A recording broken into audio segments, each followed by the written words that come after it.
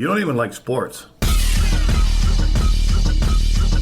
Welcome to You Don't Even Like Sports, a podcast about sports, for people who don't like sports. With your hosts, Adam Todd Brown, and Jeff May. Hey, Jeff. Adam, how you doing it today, huh? Jeff, Hey. you don't like the sports. No, how could you say such a thing to me, huh? You know for a fact that I like a sport, huh? No! Adam, why were we doing an offensive? Why were we just in spaghetti face just now for the start of this? Because, Jeff, this is You Don't Even Like Sports, and we're talking about Diego Maradona, specifically his time in Italy. This is going to actually be 2 episodes because, well, I mean, for one thing, Diego Maradona spent 7 seasons in Italy, I believe. Yeah. So there's Kind of a that lot. alone. But also, oh man, does a lot happen. Let me tell you, a lot's going on in Italy in the 80s. Yeah, in Italy in general. And Yes. a lot of it is Diego Maradona. Yeah, he is a part of the nucleus of the insanity of mid-1980s Italy. And boy, let me tell you, Adam, we got a lot going on here. Yeah, we talked on the last episode about the Hand of God goal, which actually happened in the midst of all this. And he was already playing in Italy by the time that happened. But we covered that already, so we're not going to talk about that it this week. That was more World Cup stuff. It's not indicative. That information is not indicative of what he had been doing in Italy while he was there. This was more like, hey, he went home, played the World Cup. Yay. Yeah, he went home, he did a good in the World Cup. He did a bad in the World Cup. He did a And, naughty. He was naughty. I will tell you the Diego. truth. As we're going to find out somewhere down the line, he's not done being naughty at the World Cup. No, definitely not. And as we discussed on the Barcelona episode, by this point, he was super duper. Barcelona. Oh, sorry. Right. The Please. Barcelona episode. He was deeply in debt. He was deeply unhappy with the treatment he received from the public in Barcelona. It's unfortunate that MC Hammer didn't learn this lesson because it's a very MC Hammer parallel here Yes. of like being at the top of the game, but overspending to a ridiculous point. Yeah, it's not even like the TLC thing where they just signed a shitty contract. Like No. Maradona, he signed some of the biggest contracts in history, but he just blew through money. And yeah, part of that involved hauling what people in Barcelona Thank you. started calling the Maradona clan, which that probably had Yeah, you don't wanna unfortunate have- connotations at the It's not a time. name you want to have as your group. Yeah. Doesn't invoke a lot of positive Yeah. Click images. would be good. Yeah. Crew, posse, team, Yeah, has there ever been a good clan? Wu-Tang. God damn it. Yeah, I was going to say X-Clan. They were a 90s rap group that threatened to burn down Milwaukee in 1995. It's cool. It's so fucking cool. Clan v. Clan, if you know what I'm talking about. Yeah, exactly. So he wanted out of Barcelona for financial reasons, if nothing else. His play there wasn't great either. He was just unhappy. I love the financial reasons of I'm spending too much money. And it's like, oh, that's not like the area that's doing this to you. I don't know if anybody told you. Yeah, you could just stop. And Yeah. like you could still take care of the 20 people. Just buy less cocaine. I am blown away at how much millionaires can blow through money. Because, like, I can't fathom how I'd spend it. At one point, Kurt Cobain was spending $400 a day on heroin. That is such an obscene amount of money. Wow. And a real curveball about how he died. Yeah. Well, yeah. you know, like Johnny Depp's wine habit was like unbelievable. Yeah. Where it was something like 40 grand a month or something like that. Yeah, I bet Kurt Cobain, like all that heroin, I bet he slept right through Courtney Love shooting him in the head. Right. Remember when Johnny Depp divorced Winona Ryder and he had a tattoo? Winona forever to Wino forever. Yeah. Such a great transfer and fitting. Yeah, good riff, Johnny Depp. Anyway, let's get back to Diego Maradona. We already talked about this. He ends up signing with a team called Napoli. Good pizza town. What's that? It's a good pizza town. Oh, well, I mean, it's just he's in a good pizza country all around. It did seem like he enjoyed the pizza. It comes up in the book. You can see it in his athletic build. Yeah, dude looks like a potato in a wig. Yeah, Just but- fucking making dudes look silly. Yeah. And apparently part of it was all the cortisone injections and steroids he had to take to just stay on the field and play through his gruesome injuries, which he did a lot. And we already mentioned that he signed with Napoli because he wanted a professional challenge. He could have signed with Juventus and he would have just won a ton of championships because they were winning championships all the time. It's like throwing Chris Bosh onto the Heat. And you're just like, all right, well, you're not why we won, but all right. Yeah. And there was also this weird dynamic in the country at the time where if you were in the North, you were considered elite or the more educated types. And in the South, those people were kind of looked down upon as being Italian hayseeds. Yeah, the lesser class citizens, which should sound familiar to Americans. We treat the South the exact same way here. If you're in England, it's just inverted. The North is the rednecks and the South are the libs. So the libs. So hard to find libs out there. So he enters into this situation where Juventus and AC Milan are the two really big Italian football clubs. You want to know how I know that we know that? I've heard of them. Yes. That's a really good example of how you know they're a really great team. Is just AC Milan and Manchester United, Juventus, that's Arsenal. There are ones that you've heard of that you're just I've seen these scarves. And then there's Napoli. They are a team that is in the South, in Naples, which when I hear Naples, I associate it with, it's Italy. It must be beautiful. And God, no. It sounds like it is, at least at the time, it was the poor part of Italy. It is very interesting that the South, as you get closer into the sea and into better weather, you're just and this is where people are garbage. And you're oh man, that seems like a better area. Yeah. Even California.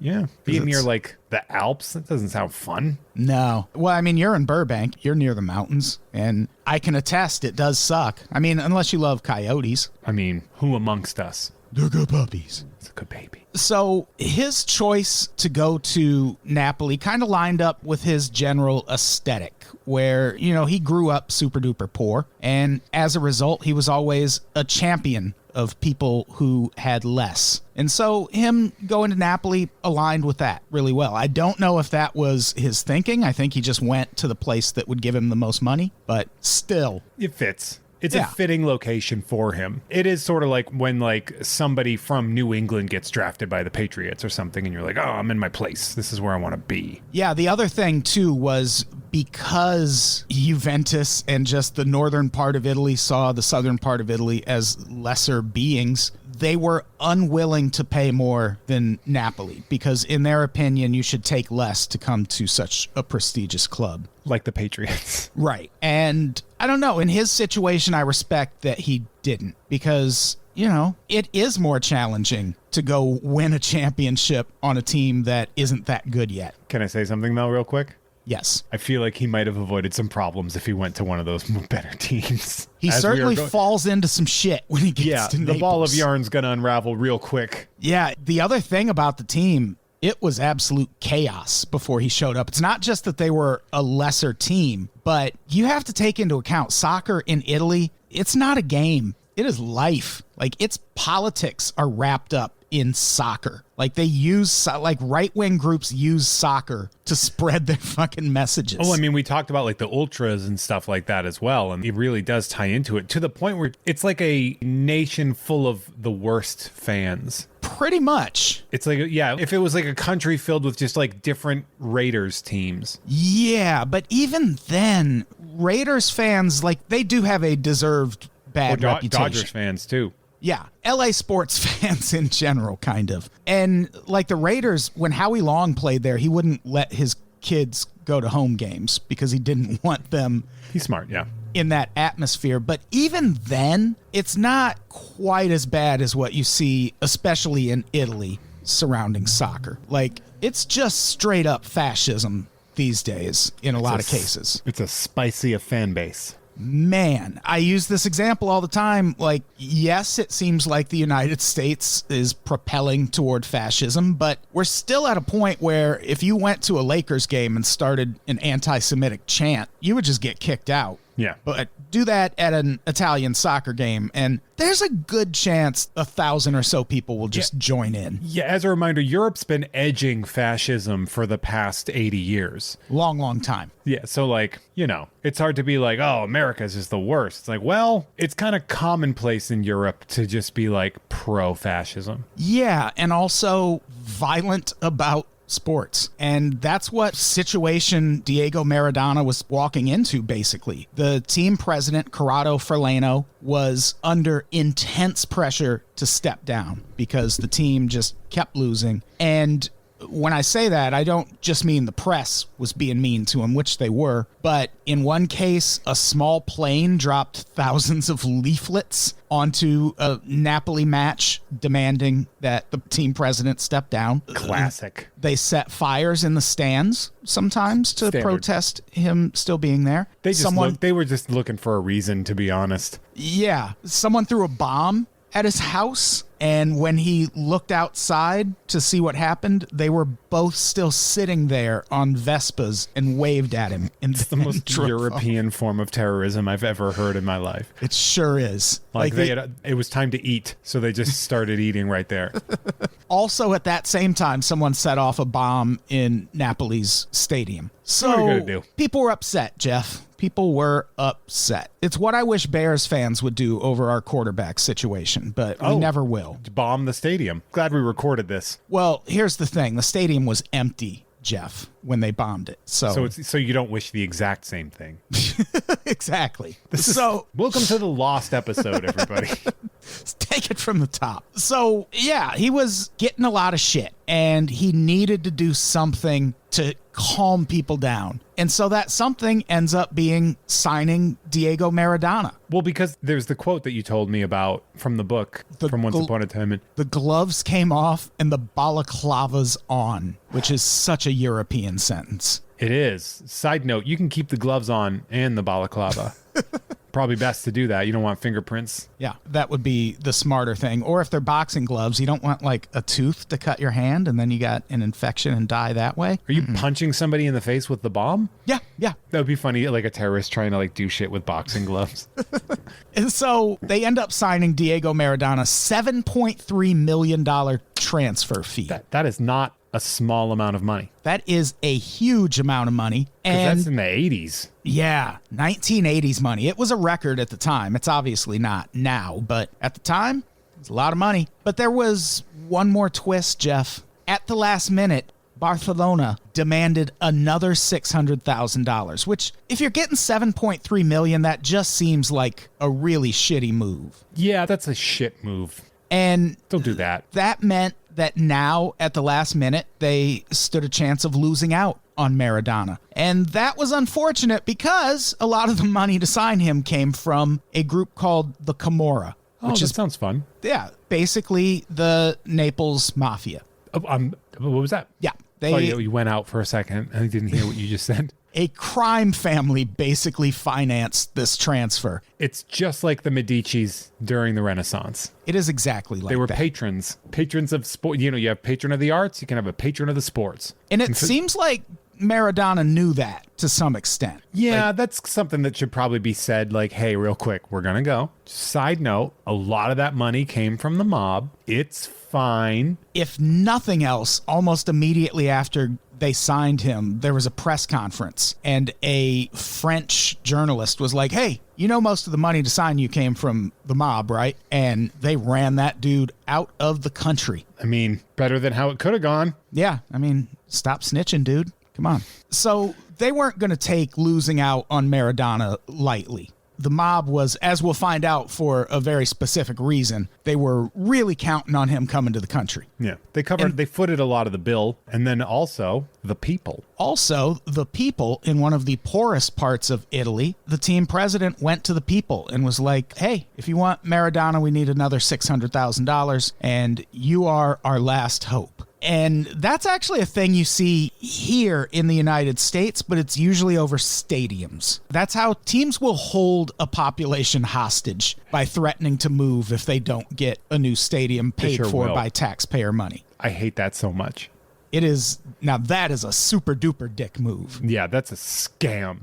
especially when your teams are bringing in the amount of money these professional sports teams do. Yeah. Some billionaires being like, I don't have any money, I don't have money. Yeah. You sure do. And that's kind of what happened here. They went to the poorest of poor people and said, hey, give us what money you have. And people did it. They lined up in droves to hand that money over. And finally, Jeff, on June 30th, 1984, aboard the team president's yacht, please give us $600,000. Yeah, I was going to say it's a lot of begging for somebody that's going to show up in a yacht parade. That's where he signed the contract. And people were giddy. They were excited. As they should be. Yeah, I mean that's a huge deal. Yeah, like imagine if the Utah Jazz signed Michael Jordan at one point. That would have drastically changed that team's fortune for years and years and years and years. Exactly. I mean, think about like whenever one of your teams got somebody like huge and you're like, this is going to change a lot. You know the last player I thought that about? Who's that? Jay Cutler. Oh. I was wrong. I was very wrong. That. I remember when the Patriots got Randy Moss. Everyone was just like, well, this is a thing. That super duper worked out until the very last minute. Well, yeah. And also until he started talking shit on the Patriots, got released, and then was like, please take me back. I'm so sorry. Yeah, because he ended up with the Raiders. Yeah. I remember reading the Sports Illustrated article about it where he's like, yeah, man, I really regret saying that stuff about the Patriots. I was wrong. Yeah, and that's a thing that we saw with Diego Maradona. He was one of the first people to do that, to just kind of cause a ruckus to force a team to trade him. And he tries to do it in Italy at one point, too. Reminder, financed by the mob. So yeah, you don't want to end up in a pair of cement cleats. And so at his first press conference, like I said, this French reporter asks about this mob money that went to sign him. And they forced him out of the country. No one answered the question, but he was right. Like Diego Maradona had basically signed with the Camorra. This is sort of like somebody going to Detroit where you're just like, hey, you know where you are right now, though, right? Because there was like another article where it's like Naples did not have a mayor, houses, schools, buses, employment, or sanitation, but none of this now matters because we have Maradona. And like that's kind of that idea of like, you're in a shithole right now, but it's not going to be a shithole for long because you're going to lift us up. Right. Or LeBron James in Cleveland. Yeah. Yeah. Their economy was strictly LeBron James based for like, 8 years? Our economy's based on LeBron James. Buy a house for the price of a VCR. That train is taking jobs out of Cleveland. It was the best fucking video. Hastily made Cleveland tourism video. YouTube it if you haven't. There's 2 of them, and they're both amazing. So, yeah, as long as they were going to win, everything would be fine. And Diego Maradona, he gets to town, finds out pretty quick that he's basically joined up with the mob, and he doesn't care. Because, he takes to it. This isn't a red flag for him. Yeah, because you have to remember he grew up soul-crushingly poor, and he grew up around people who seemed like they just wanted to take advantage of him in a lot of situations, or were just interested in his talent. And he meets this crime family, the Giuliano brothers, and he clicks with them. They're like him. They came from nothing. They came from poverty. They built this empire using their particular set of skills. Yeah. And so did he. Yeah. I mean, it's a little different, but not a lot. All they needed him to do was win a bunch of soccer matches. And that didn't go great at first. He made his... they didn't win soccer matches. They won almost no soccer matches at first. He made his Serie A debut, and I think that means the big league in Italian. I mean, not literal translation. It's just their highest soccer league. A series, I think. Probably. The A team. And the match was against a team from Verona, which is in the north. The Romeos and the Juliets. They were playing in the north. And reminder, soccer fans sometimes are abhorrently racist. And when teams from the south would play in the north, including at this game, the southern players were peppered with monkey chants and Sieg Heils and things of the like. You ever hear about that at a Showtime Lakers game in the 80s? Italy, cut it out. That's a lot. You got to remember, Italy's also a mega young country. Like, people seem to forget that it was city-states until, like, the late 1800s for a reason. Yeah. Like, Italy is, if you think America is vastly regionally based, go to Italy and see what those, that unification took a while. Yeah. Go to a soccer match. Even today. I would argue it's probably worse today than it was at this point. That's fair. I can't verify that, but man, I've read some shit about things happening at modern day soccer matches in Italy. So this first game, he shows up and he's getting all this like terrible racist abuse. And so it rattled him a little bit, as you would expect. And the team lost 3-1. I mean, like, think about it like this, okay? Think about in America, if you play in a shitty sports town, like, say, Boston Celtics, right? Say the Boston Celtics were, because this happened, every time LeBron James would be playing in Boston, the thing would sell out because people just wanted to see him play. They were impressed. There wasn't a lot of people that were, like, doing Zeke Hiles and monkey chants, although in Boston, I'm sure there were some monkey chants at LeBron, but Probably quieted pretty quickly because in America, there's sort of that like respect for that high level of talent, which I'm sure they had, but they're more interested in the harassment aspect. Yeah, and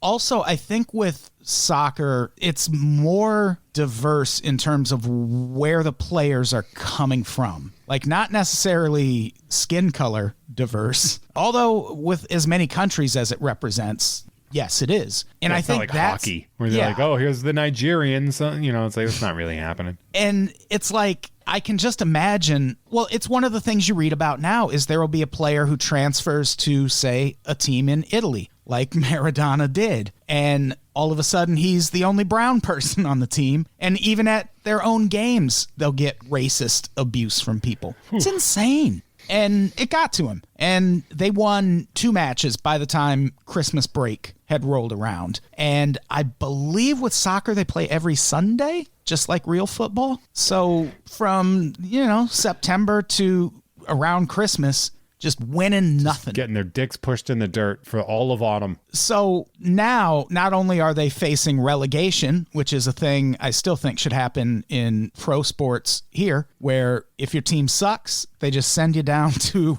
a lesser league for a while until you get better at sports. But here, sometimes in the NFL, a 6-10 team will make the playoffs because they won their division, because the entire division should have been thrown on a scrap heap. But by the time this Christmas break rolls around, they've only won 2 matches. They're fighting relegation. Diego Maradona could very well be murdered by the mob if he doesn't straighten shit out. Not a big ROI in that situation. Yeah. But things did get significantly better after Christmas break. He went home to Argentina and got his head together and comes back. Napoli wins their first game of 1985, and from that point on, they only lost 2 more games. And here's the thing about Maradona in Italy. In terms of his performance on the pitch and his accomplishments in general, Italy is his peak. He played there for 7 years. During that time, he brought Napoli. It's their most successful period in their team's history. Yeah, surprise. It's not a bust. Yeah. The man is so talented, it could easily have been a bust. Right. The whole town invested everything they had in this one dude showing up. No pressure. Yeah, and he was so successful there that it's almost like the Michael Jordan era with the Bulls. Like, the Bulls hopefully will have another great player someday, but he's not going to do what Jordan did. Like, it's impossible. And Diego Maradona, that's what he did in Italy. He won a lot of shit. They won their first Series A championship in 86. They won another in 89. They won the Coppa Italia in 1987, finished second in 89. They won the UEFA Cup in 1989. The Italian Super Cup in 1990. That sounds delicious. It's sure I would eat the shit out of an Italian Super Cup. Can I get the Italian Super Cup? Yeah, because I'm picturing like a bread cup. Yeah, like a pesto or marinara. Let's go marinara this time. Yeah, I'll go marinara. Can you throw some mushrooms in that? Thank you. Yeah. Sounds tasty. By the time he was done, he was the all-time leading goal scorer for Napoli, and that record stood until 2017 when someone broke it. We're not here to talk about them. Yeah, fuck that guy. He's not getting a show.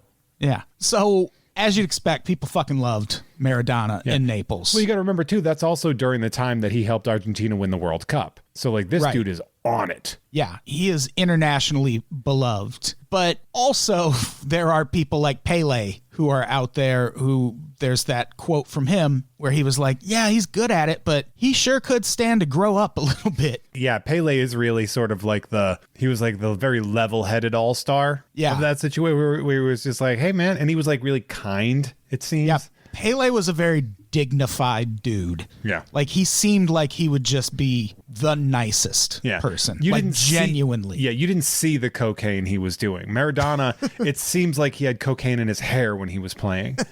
He probably did. Like, just wearing, like, white suits while he's on the pitch. Just, like, really coked out. There are so many great videos of him at clubs, just, like, dancing in fur coats and shit. Just high out of his mind. Yeah, just caked in sweat. And, so in terms of soccer, this was Diego Maradona at his peak. But also, you don't want to hear us talk about soccer. And I feel like this is a good point to mention that there are two really good sources for information about his time in Italy. There's a book called Once Upon a Time in Naples that you can get wherever books are sold. And there is an HBO documentary called Maradona that covers his time in Italy. And we're going to skip over most of the details about the matches and the titles. You don't even want to hear about sports. Yeah, like Jeff doesn't, because he doesn't even like sports. That's not true. That's very cruel. And so check out that book or that documentary or both to fill in the blanks. Adam, give me what I need. Give me some scandal. Give me something scandalous. Let's talk about the drugs, Jeff. Let's talk about drugs and the mafia. You like drugs?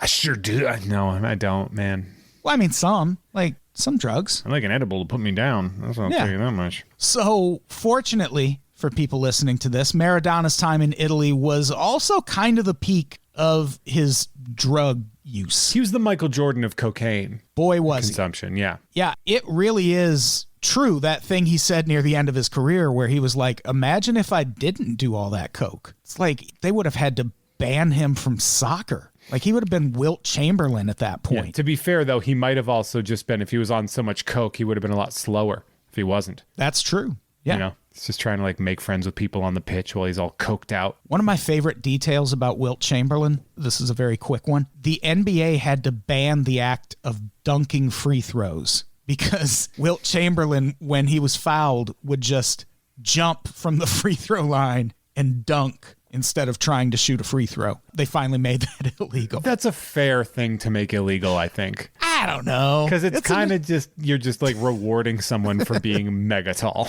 Imagine if you just had the arms long. Like if you were Manute Bol, 13-foot arm reaching out. Yeah, like Manute Bol probably could have just been like, I just kind of threw it like in the wastebasket. I like that Geico commercial with Manute Bol is back. Dikembe Mutombo. Or Dikembe Mutombo, yeah. Where the kid tries to toss a box of cereal and explodes.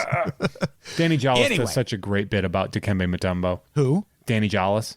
Oh, shout out to Danny Jollis. He has a lot of great bits. Such a talent, yeah. Yeah, that guy's so funny. So, yeah, he's partying a lot when he gets to Italy, and he is also doing just the most cocaine. Adam, it's so much cocaine. Oh, man. The stories about him just partying every fucking night. In baseball, you'd hear about it. And it was like a big deal when they're like, Otis Nixon is a coke addict. This isn't even close. Like, it's not even close to what Maradona was doing. But at the same time, he's still winning a bunch. So, what are you going to do? It still seems that cocaine is a slightly performance-enhancing drug for an endurance-based game. That is definitely true. I can't stress enough, if you've ever seen somebody on cocaine, they look like they want to play soccer right then. Yeah, and just stimulants in general. That's why baseball finally banned amphetamines after 70 years. And all of a sudden, you went from seeing a perfect game thrown every 8 to 10 years. There were 4 that season when baseball banned amphetamines. Because now, you would play a night game and then have to play an afternoon game. You got to do some fucking and some drinking in between that because you're a baseball player and you're on the road. Got to get that road beef. Yeah. So then you show up to the game at 8 a.m. and you can't pop speed anymore. And it had an impact on baseball. That's why incidents of ADHD among baseball players are 5 times higher than the national average. It's insane. So yeah, that is true. The cocaine probably did help. So he gets to the country. He arrives in Naples. They put him up in the very fancy Hotel Royale. And he basically takes over an entire floor and just turns it into a party spot for him and his clan. That rules. It really does.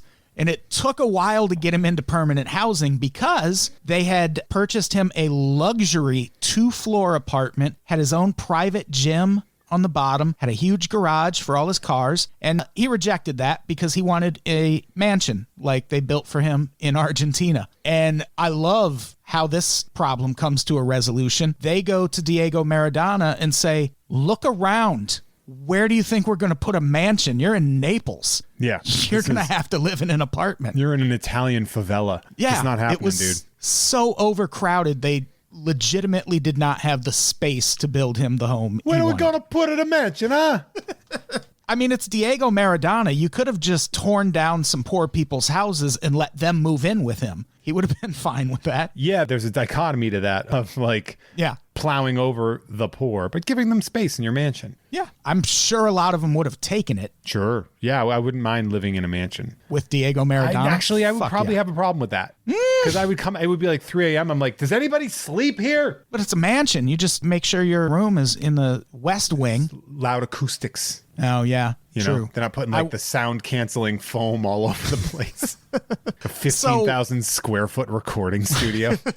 I did at one point think of like moving to Detroit or something and just buying a building and converting it into a home and like a recording space, maybe a club. Still might. You could better than buy trying that to building for about 25 grand. It's better than trying to get a show there. Yeah, I could probably buy the building for less than they wanted us to pay them to do a show in Detroit. Yeah, and we were like, you can fuck right off. How about that?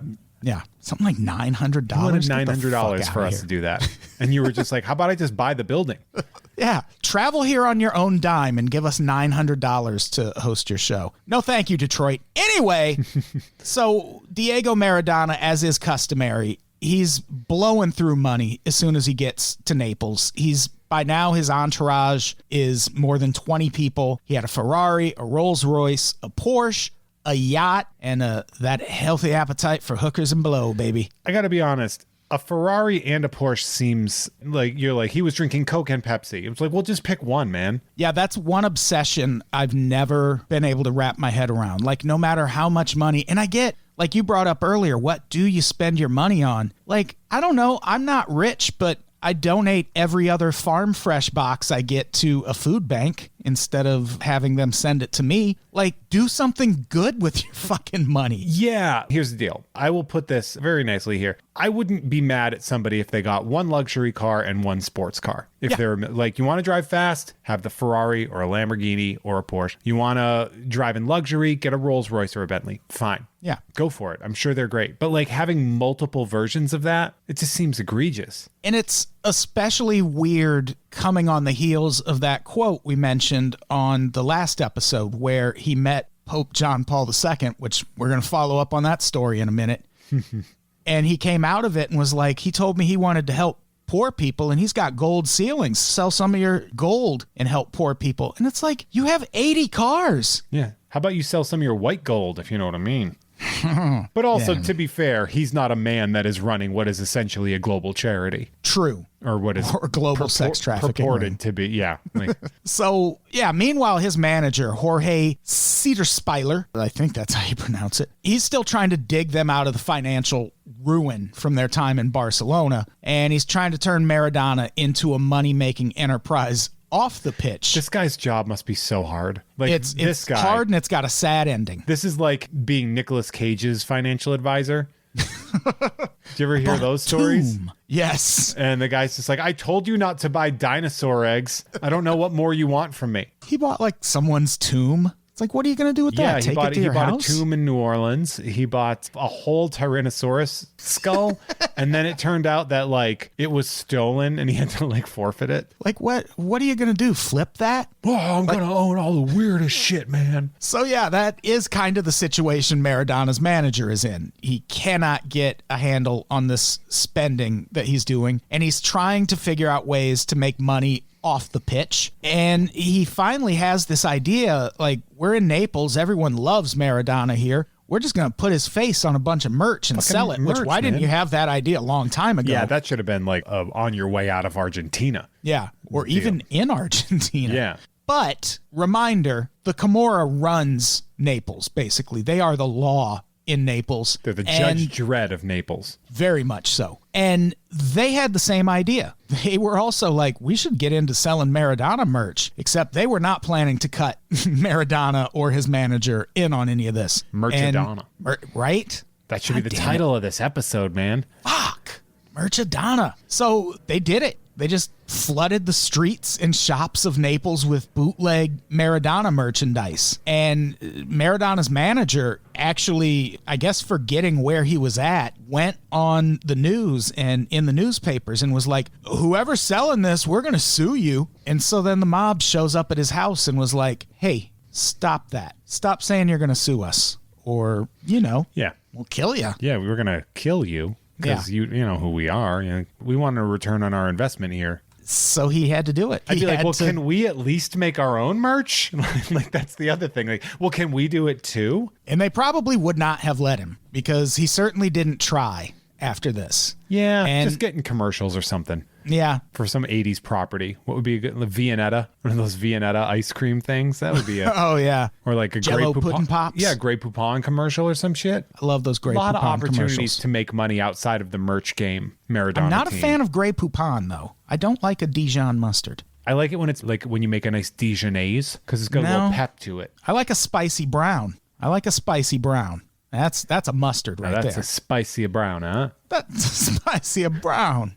Meanwhile, while they're out there flooding the streets with bootleg Merchadona, the Camorra also start trying to recruit Diego Maradona just like into their fold. Not like induct him into the mafia or however that works, but just let's be friends. Yeah, be mob adjacent. Which kind of makes me feel like Jorge didn't exactly tell Diego what's going on. Because he was like, hey, Probably not. The mob's not letting us make you any more money. And he's like, yeah, man, that seems rude. And then they're like, but they do want you to come over for a pizza party. Yeah, that's the thing. They show up. The Camorra send 2 representatives to their practice facility. And they're like, hey, you want to go to a party? You want to come to a party with us? That's such an 80s thing. It is. Showing up to their fucking facility. Just 2 mob guys like, do you party? And he's like, I party. Of course I party. It's the 80s. And the craziest thing is the facility was open to fans at the time. And there were apparently a bunch of fans lined up to get in. And these 2 just walk right up to the security guard and whisper something in his ear. And he's like, right this way. Let me take you to Diego Maradona. I have an idea of what they might have said. Yeah. And I don't even think I need to say it. I think we just kind of got there. They might have said, pull the bag of cocaine out of my pocket. That's for you.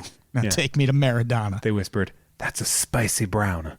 It's the code word to get in. It's like the bouncer of soccer. Yeah. Try it next time you're at a European soccer match, listeners. Yeah. Do it with the accent, though. Whisper, that's a spicy brown, and use code UNPOPS. You'll get 15% off your ticket when you get in. There it is. It's true. Film yourself doing it. Upload it to YouTube. Yeah. Put it on TikTok. So Diego Maradona, he meets up with these 2 representatives. They invite him to a party on behalf of Carmine Giuliano, who could not sound more like a high-level mob boss if his name was high-level mob boss. Yeah, that's something that you would see in like Crocodile Dundee 2 when they're like, oh, you don't want to mess with him. That's Carmine Giuliano. And you're like, get a better writer. I feel like if I was, say, at a party, networking, and I walked up to a dude and I was like, hey, what's your name? And he said, I'm Carmine. I'd be like, I'm good. Yeah. Thank you for the talk. I'm out of here. Carmine definitely has one of those names where you're just like, oh, I know what you do. It's like being named Jeeves. I'm like, oh, I think I have a general idea of what you do. Yeah.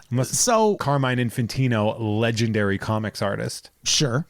Could be it. Could be. Maybe he's in the mafia too. Could be. So Diego Maradona's all for it. He'd met a bunch of Camorra people during his nightly drug and prostitute outings, and they always seemed friendly enough. What could go wrong, Jeff? I've seen movies. Really? Befriending the mafia? It goes bad? Sometimes. Email me some examples. I'm not familiar. So this ends up being a really bad decision. But also, what choice do you think he had? Like, do you think he was going to be like, no, I don't want to hang out with you. You are criminals. I think there is something to be said in that world of being able to say, I don't have a problem with you, but I just want to play my game. And I feel like there would be like a level of respect in that regard where they'd be like, all right, fine. But also at the same time, I don't know. I'm not one of them. I don't know what they're thinking. Yeah, it's definitely the kind of thing that could just go either way. You would have to hope for the best. But Maradona went the other way. and decided, sure, I'll be friends with the local mob. To be fair, he parties. Boy, does he. And after he makes this connection, he parties even harder and much more frequently. And one of the first things they do when he shows up at the party is they all pose for pictures with Maradona. And that in and of itself is the kind of thing, like you would do it thinking, oh, this is nothing. It's just a picture. Yeah, like fans. But let's say theoretically the police were to show up a few years later and be like, hey, there's a RICO case happening and you're with them. You got any information for us? Just saying. It's a thing that could go wrong. I mean, if you're high profile, though, it kind of seems like you could easily walk away out of that with just being like, yeah, man, I'm a fucking celebrity and they asked to take a photo. Yeah. Like, what do you want from me? So, yeah, they also end up getting pictures of him, you know, partying, drinking champagne, doing some drugs, fucking with some women. But at first it was just a party, man. Party man. Party man. Speaking of party man, I promised we were going to follow up on that meeting with the Pope. This naturally is the point in history where he has that meeting with the Pope, because if nothing else, he probably wanted to ask Maradona to stop being worshipped the way he was at the time. Probably. You think there was a false idol kind of thing going on there? Could have been. John Paul II was, as far as popes go, relatively liberal. Still a pope. Yeah, so like, yeah, still a pope. So they have this highly publicized, televised meeting, and we talked a little bit about his comments after that meeting, which certainly crazy in their own regard. But what happened during the meeting is also pretty nuts, because you see, Jeff, Maradona and his team decided to hit the streets of Rome and do some partying the night before the meeting. like you do. When in Rome. When in Rome. Literally. Party like the Romans do. So they go out partying, and one by one, members of his team head back to the hotel to get some sleep before meeting the Pope. But Diego Maradona does not. He decides to just stay up and keep partying until this meeting with the Pope. So you know he had to show up smelling like booze a little bit. Yeah, there's a lot going on there. And he also shows up coming down from cocaine in a very uncomfortable way, because cocaine is a hard drug to come down from. And it's so bad that he pulls his manager, Jorge, aside and is like, look, if I don't get to do more cocaine, I'm not going to be able to get through this meeting with the Pope. So they pull the Pope's security over and are like, hey, Diego's got a thing with his stomach. Is there a bathroom here that they can use? And they're like, yes, use the Pope's personal bathroom. I would not feel comfortable. And Diego Maradona goes in the Pope's personal bathroom and slams a rail of coke on his toilet. Oh, man, that's so... Like, I would feel so uncomfortable shitting where the Pope shits. I understand he's supposed to be a person of the people, but I'd be like, I don't know, man. Imagine you leave, like, fucking streaks or you clog that thing. Imagine clogging the Pope's toilet. Yeah. I'd be like, do you guys have I don't know, how do you say it? A nice plunger? Do you guys have... I met Mother Teresa once. I remember you telling me that story a long time ago. I was very high. You guys just weed high. You did coke off of her toilet. Yeah, off Mother Teresa's hand. She just put a bump out in for everyone. In the little prayer hands thing. little bump. Yeah, me and my cousin, we knew she was going to be in town, and we woke up and smoked a ton of weed, and we were like, fuck it, let's go stand in that line. And it actually didn't take that long. We were in line for like an hour. She gave out these little medallions. I kept mine for years. It's pretty cool. Yeah. I wonder what her medallion budget was. Saving the poor my ass. Yeah, right? I mean, she probably used like a custom tees kind of online thing. Yeah, like there's like a little like a logo printed on the sleeve. So, yeah, he uses coke in the Pope's personal restroom, and then the meeting goes on as planned, with Diego Maradona high as shit in front of the Pope. We got to do a project together, man. No, I'm serious. I'm serious. Let's do an album. So the problem with cocaine is, one, I can't afford it, but also if you use it a bunch, it turns you into an absolute asshole. Which is fascinating to me. Yeah, and it's the one drug where, without fail, it's going to do that. Because with alcohol, it can go either way. Some people become angry drunks. Some people just become really happy and sleepy. With cocaine, you're going to be a dick if you do too much cocaine. Yeah, you've never met anybody on cocaine and you're like, well, I want to hang out with this guy again, unless you're also on cocaine. And this somehow leads to him accidentally breaking new ground in sports, because he becomes, like, at this point, he's just being combative with his family, everyone around him. He's getting kind of delusional. And as part of that, at one point, he just storms into the team president's office and is like, look, you got to build a better team around me or I'm going to quit. And he'd been there one season. And he's like, these are the people you need to fire. You should maybe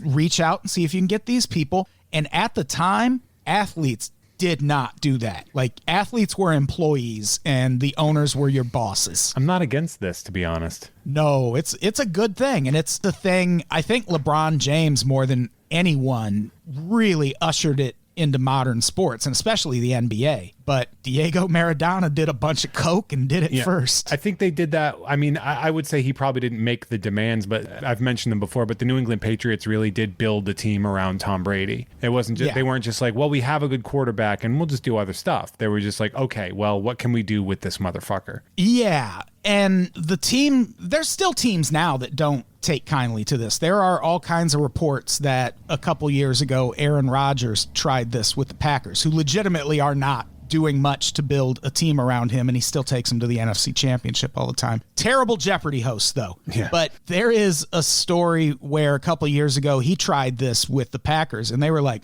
shut up and play football. We run this team. Well, they're the only publicly owned team, right? Yeah. So, like, that's a good reminder of just being like, hey, man, we literally answer to the people. Like, I don't know what the fuck you want. Like, yeah, but at that point, he's kind of representing the people. They probably want them to build a better team, too. Oh, for sure. So he manages to survive this altercation with the team president, and they do agree to kind of make some changes to make the team better. But he's still just being an absolute monster around this time. He starts referring to himself in the third person when it's talking never a to good people. sign. That's somebody always who a thinks terrible sign. That's like a step away from thinking you're Christ. Right. And he stops trying to hide any of the cheating he's doing on his girlfriend, Claudia. So she ends up leaving him and going back to Argentina. He fires Jorge Cedarspeiler, his longtime best friend and manager. To be fair, I don't know if he was doing a good job. Not against his own skills. It's just that is the thing. The guy he ends up hiring does a better job in terms of making money. Yeah, Jorge just seems like he's kind of like spinning the wheels. Yeah, I mean, that probably has a lot to do with how he got the job. Like, Maradona met him when he was a kid and was like, hey, you want to be my manager forever? Manage my money. Go to math school. Yeah. And he did. To his credit, he did go to business school and figure out how to do it. But there's a little more to it. And so one of the things he does next, Maradona, that is, he fires his manager. He teams up with this other manager who does make him a lot more money, but by the end of the story is also accused of murdering someone. And he also meets this 20-year-old girl named Cristiana Sinagra in Naples, and they strike up a relationship, and he tells his friends he's in love. Well, and for a few months he's just staying in and, you know, being a good dude. He's eating a ton of pizza because you're in Naples, obviously. Who among us wouldn't, you know? Right? And then still doing a ton of coke, obviously, which might explain this next thing. At one point, Christiana announces, Jeff, that she's pregnant. Great. This is great. Good news. Diego Maradona was so excited at the prospect of becoming a father.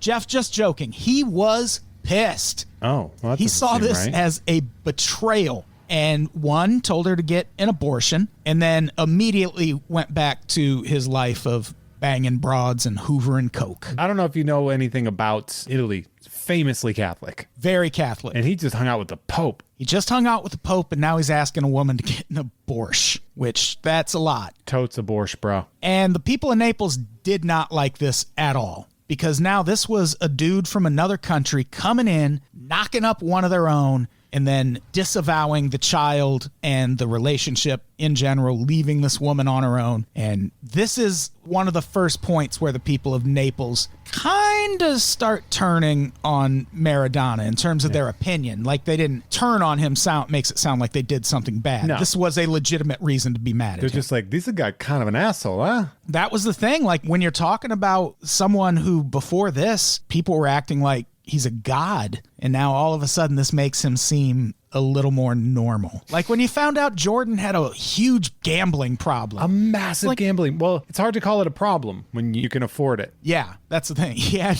a massive gambling habit. Yeah. And like Hobby. that kind of like, it's like, oh, okay, he's just a normal guy who can spend $35,000 betting on not his own games. Throwing wink. Throwing dimes against walls and shit.